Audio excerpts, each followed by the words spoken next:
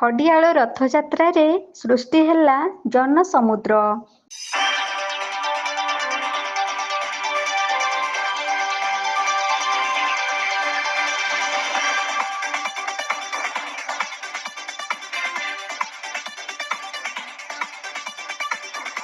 ଜଗନ୍ନାଥ ସ୍ୱାମୀ ନୟନ ପଥଗାମୀ ଭବ ତୁମେ। ସୃଷ୍ଟିର ସ୍ରଷ୍ଟା, ସାରା ଜୀବଜଗତଙ୍କ ଆଶା ଭରସା। ସେ ହିଁ ତିଆରି କରିଛନ୍ତି ବିରାଟକାୟ ପୃଥିବୀ। ସେ ହିଁ ତିଆରି କରିଛନ୍ତି ସୁନ୍ଦର ସବୁଜ ବନର ମନୋରମ ପରିବେଶ। ଅଥଳ ସାଗର ତିଆରି କରି ଭେଟି ଦେଇଛନ୍ତି ଜୀବଜଗତକୁ ଏକ ସୁନ୍ଦର ପ୍ରକୃତି। ସେହି ଗୋଲାକାର ପୃଥିବୀକୁ ଚଳେଇବା ପାଇଁ ସ୍ୱର୍ଗ, ମର୍ତ୍ତ୍ୟ, ପାତାଳ ମଧ୍ୟରେ ମହାଆକାଶରେ ଘୂରି ବୁଲୁଥିବା ପୃଥିବୀ ନିଜ ଆୟତରେ ରଖିଥିବା ଜଗତର ଠାକୁର ପ୍ରଭୁ ଜଗନ୍ନାଥ।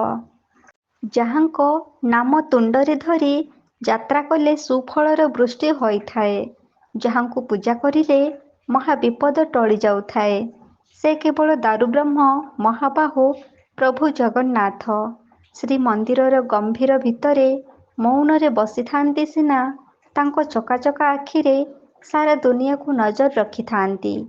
ପ୍ରଭୁ ସେହି ଜଗତକର୍ତ୍ତା ନୀଳମଣି ନଟ ନାଗରଙ୍କ ପବିତ୍ର ରଥଯାତ୍ରା ଖୁବ୍ ଧୁମ୍‌ଧାମ୍‌ରେ ସାରା ଦେଶରେ ପାଳିତ ହୋଇଥାଏ।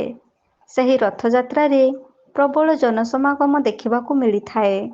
କାରଣ ସେହି ରଥଯାତ୍ରା ଦିନ ଶ୍ରୀମନ୍ଦିର ଛାଡ଼ି ମାଉସୀ ଘରକୁ ଯାଇଥାନ୍ତି ତିନି ଠାକୁର ଜଗନ୍ନାଥ, ବଳଭଦ୍ର ଏବଂ ଦେବୀ ସୁଭଦ୍ରା। ଆଉ ତିନି ଠାକୁର ରଥରେ ବସି ମାଉସୀ ଘରକୁ ଯାଉଥିବା ଯୋଗୁଁ ସେହି ଦିନକୁ ରଥଯାତ୍ରା ବୋଲି କୁହାଯାଇଥାଏ।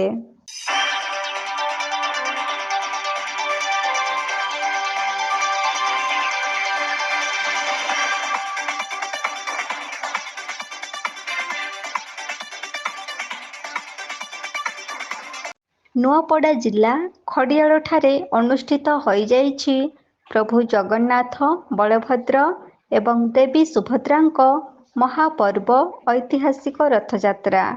ବଡ଼ ଦଧିବାମନ ମନ୍ଦିର ବଡ଼ ଠାକୁରଙ୍କ ରଥଯାତ୍ରାରେ ଖଡ଼ିଆଳ ଯୁବରାଜ ଦେବଦେବ ସିଂହଦେଓ ଛେରା ପହଁରା କରି ରଥକୁ ପୂଜାର୍ଚ୍ଚନା କରିଥିଲେ। ଜଗନ୍ନାଥ ସେବକଙ୍କ ଦ୍ୱାରା ରଥରେ ଜଗନ୍ନାଥଙ୍କ ନନ୍ଦିଘୋଷ, ବଳଭଦ୍ରଙ୍କ ତାଳଧ୍ୱଜ ଏବଂ ଦେବୀ ସୁଭଦ୍ରାଙ୍କ ଦେବଦଳନ ରଥକୁ ଟାଣି ଟାଣି ଖଡ଼ିଆଳ ନଗର ମାଉସୀମା ମନ୍ଦିର ଯାତ୍ରା କରିଛନ୍ତି। ଘଣ୍ଟା, ବାଦ୍ୟ ଏବଂ ଶ୍ରଦ୍ଧାଳୁ ଭକ୍ତଙ୍କ ଗହଣରେ ଦଧିବାମନ ଅବତାରରେ ପ୍ରଭୁ ଜଗନ୍ନାଥଙ୍କୁ ପାରମ୍ପରିକ ସେବାୟତମାନେ ରଥରେ ତିନିଥର ପରିକ୍ରମା କରିଥିଲେ। ଖଡ଼ିଆଳଠାରେ ତିନିଗୋଟି ଜଗନ୍ନାଥ ମନ୍ଦିରରେ ତିନିଗୋଟି ଅବତାର ପୂଜା ପାଉଛନ୍ତି। ରଥଟଣା ଦେଖିବା ପାଇଁ ଏଠାରେ ହଜାର ହଜାର ଶ୍ରଦ୍ଧାଳୁ ଗହଳି ଲାଗିଥିବା ଦେଖିବାକୁ ମିଳିଥିଲା। ତିନି ମନ୍ଦିରରେ ତିନି ଠାକୁର ରଥାରୂଢ଼ ହୋଇ ମାଉସୀମା ମନ୍ଦିର ପହଞ୍ଚିଥିଲେ।